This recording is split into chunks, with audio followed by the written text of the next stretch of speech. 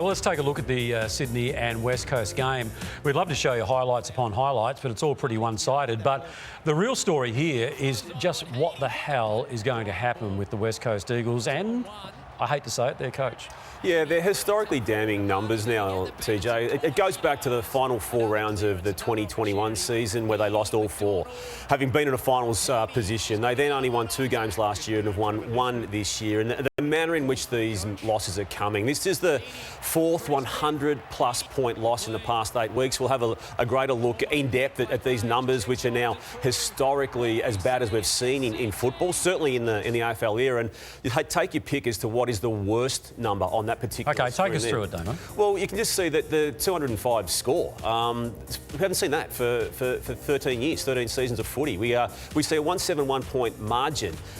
The 4th largest margin in the history of the AFL. It's the biggest one by the Eagles, but it's only the 4th time that the 4th 100-point loss in the past 8 weeks of the Eagles. And we saw that number of goals kicked by the Swans yesterday, 18. Now, Lordo brought this fact to the table. Well, in the other stat, TJ, obviously they kicked 18 goals in a row, but in the last 8 weeks, it's the most cumulative in terms of their combined losses in the history of the game. So surpassing the Giants in their first couple of years of football, where they'll belt it every week. So yeah, it's as bad as it gets for everybody. And these are some of the headlines. Everybody's talking about, do they move Adam Simpson on now? But what about the coach that's coming in? And well, just hang on, Tick. Look at that headline. That's in the Herald Sun this morning. I couldn't believe that, but as someone pointed out, that's written by someone forced to stay back on a Saturday night and watch that. So if they did move him on now, and I don't think they should, I think he should coach out the season, even on the back of that loss. But who comes in? Who does that job? Who's going to want to take that on knowing that that's happening potentially for the next 10 games? Someone always does. But it's a hiding to nothing, isn't it? But it's not changing, Brendan. That's the problem. This is just the post-match ceremony attached to the game, and you can see the numbers there. That 37 losses and 3 wins, that goes back to the last 4 rounds of 2021, and it's a 9-goal losing margin in that time frame. Teammates in the 1999 Premiership at North Melbourne, these two, John Longmire and Adam Simpson, and you can clearly see, while he's beaten him by 171 points, he's got care for what his former teammate and friend is going through. And look, Paul Fitzpatrick, brother of Mike Fitzpatrick, has recently become chairman of this footy club. He's resisted the urgings of other people, including the WA Football Commission, which owns the Eagles and owns the Dockers, to pull apart all operations. They're going to have to do that now. You cannot keep dishing this up. So that commission, which is the overriding body, and it's got Freo and West Coast, as you say, that is the body that makes the decision on the coach, is it? Effectively, by way of the ownership. They own both the West Coast Eagles and the Fremantle Dockers, and it runs football in the state as a rule. But specifically right now, the problems at that club and the entrenched beings... Trevor Nisbet, now again, one of the great administrators of his time in the game, but has been there a very long time. And I'm not one to call for sackings. Yeah, he was there when Mick Malthouse was there. He was football operations boss in that successful era and has been CEO for a long time. But they're going to have to do something now. It can't be... We're going to see the vision that Lloydie and the others are going to take us through in a moment. It's not changing, and something has to give, and it will give this week. Whether it is a WA Commission announcing a review, whether it's the Eagles themselves saying we're just pulling everything out and pulling everything Well, hang on. If the WA Commission come out and say we're going to have a review, what a waste of time that is.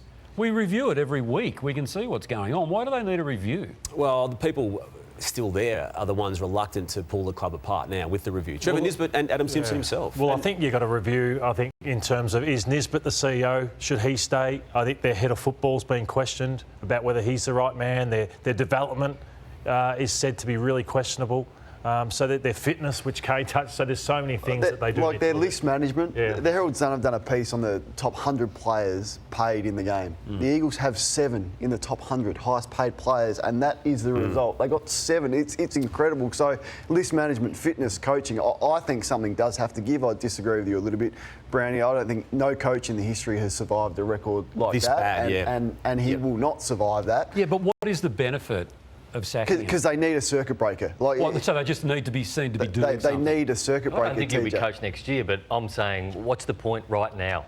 Well, he spoke post-game and he was in a combative mood once again. Do you still feel like you're the right man, though, to follow this? Yes. I know you laugh at that question, but... Well, because you're asking it. Yeah.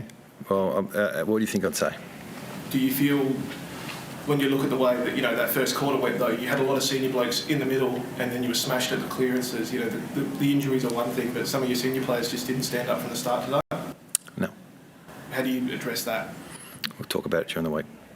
You feel for Adam Simpson in that moment, but there's been lots of moments like that. And I think back to your question, TJ, what would it prove? The state of denial that he is in, or at least presenting publicly that he's in, and the entire club, they're denying it's a problem. I mean, Paul Fitzpatrick only last month said they weren't going to be winning the wooden spoon. Now, I defy anyone to think that because that they're wasn't arrogant, the case. Damo. They're an arrogant club, and they have been for 3 seasons. And that's been their success. They have denied the issues that a lot of people could see were coming, and they said it's not an issue.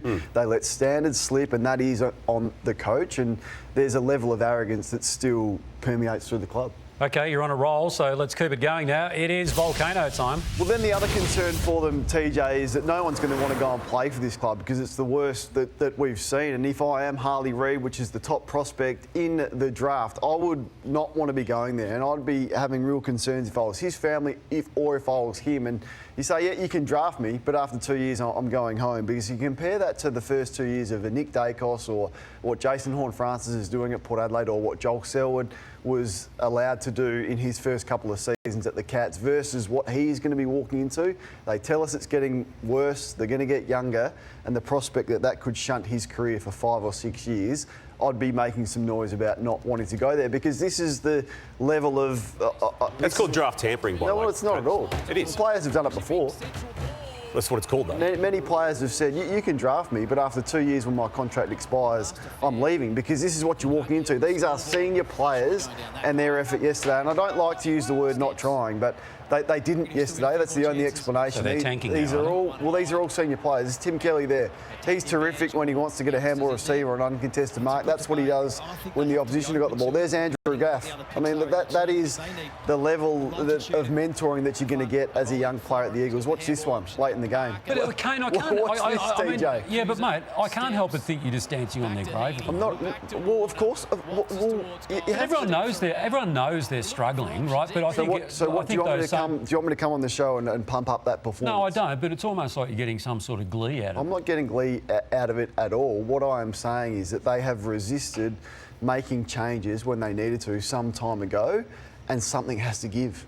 Something has to give after a performance like that. We're talking historically bad. What do you want? What do you want to happen? Why are you being like that? Don't you understand how bad this is, TJ? Yeah, I do, but it just seems we've spent 10 minutes sort of dancing on their grave at the moment. I mean, shouldn't we be looking for solutions? It's not for us to be looking for solutions, it's for the club, TJ. I mean, they've got a board that has Justin Langer on it, and he's helped revolutionise cricket in some respects. I'd be staggered if he's not at least considering behind the scenes that something has to be done. The last clip we'll show of it, TJ, because I've got one more I want to show where you lose honesty and trust in your teammates. And I don't care whether you've got 2 blokes that can play waffle. This is where you sort of want to look at each other and say, give your best. I know they're down on confidence. So this was it. I love this from Duggan. He's getting in front of Isaac Heaney to get back and support his teammates. So he does that. So he kicks the ball up. And I'm saying, OK, which one of Sheed or Shuey is going to mark this football? And when you talk about honesty and trust, neither Shuey doesn't go. Sheed decides not to go. And then this ball goes back and Heaney, who's on Duggan, marks it. And look at the top of the screen there. He's just looking back and going, Sheed and Shuey, why didn't one of you mark that football? And that's how low it's got to. I know it's a lack of confidence and you can become paralysed as a player when you're feeling that low, but that is where you get disappointed in each other and you concede 30 goals.